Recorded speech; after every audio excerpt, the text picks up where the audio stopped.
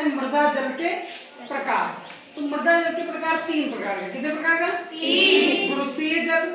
गुरुत्वीय जल देखो चित्र यहाँ बना हुआ है कि ये जल गुरुत्वीय बल के कारण, गुरुत्वाकर्षण बल के कारण सीधे कहाँ चला जाता है? धरती की गहराइयों में। और ये जल पेड़ की जड़ों को प्राप्त हो रहा है? नहीं। दूसरा है केशिका जल। केशिका जल क्या है? जो मिट्टी के कण हैं, इन कणों के बीच में, जैसे 2 कण हैं, मान लो ये 2 कण हैं, और कणों के बीच में जो खाली जगह है, इनमें जल जो भर रहा है, उसे क्या बोलेंगे? केशिका जल। और ये जल पेड़ों की जड़ों को प्राप्त होता है? हाँ। ये जल पेड़ों की जड़ों को प्राप्त होता है। तीसरा प्रकार है आर्द्रताग्राही जल।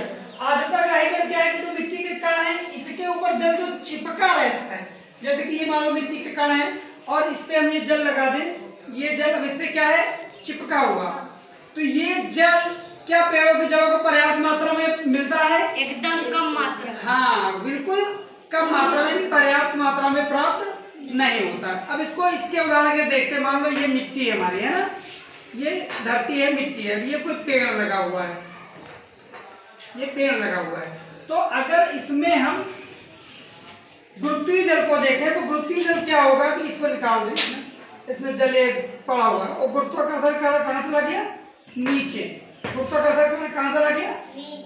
नीचे। गुरुत्वाकर्षण बल ने इसको खींच लिया। अब ये जल क्या पेड़ की जड़ों को प्राप्त हो रहा है? नहीं। तो गुरुत्वीय जल क्या है? जो गुरुत्वाकर्षण बल से गहराई में चला गया और पेड़ को प्राप्त नहीं हो पा रहा है। केशिका जल क्या है? इसको देखो, इसमें 4 कण बने हुए हैं, चारों मिट्टी के कण है मान लो, है ना, इसके बीच में क्या है? खाली जगह, नीचे तक ऐसे खाली जगह बनी हुई है और इसमें हमने जल भर लिया मिट्टी के कणों के बीच में। और अब पेड़ कोई लगा हुआ है, क्या इन जड़ों को, इस जल को प्राप्त कर सकता है? हाँ, ये जल यानी जो कणों के बीच की नलियों में भरा हुआ है केशिका जल, ये जल क्या होगा? पेड़ को प्राप्त होगा।